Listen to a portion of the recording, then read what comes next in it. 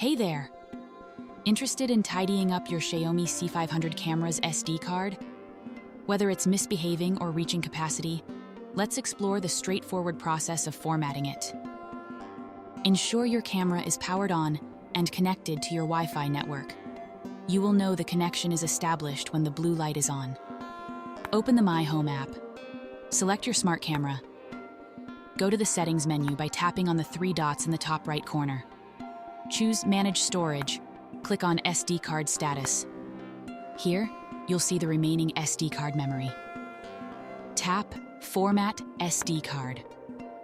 A warning message will appear on the screen, confirming that formatting will erase all data. Press OK. The formatting process will begin. Please wait for it to complete. Once formatting is done, the SD card will have its full memory capacity available again. Thanks for watching. If you found this tutorial helpful, please remember to like and subscribe. You can discover more tips and tricks for your Xiaomi C500 camera in the playlist linked in the description below.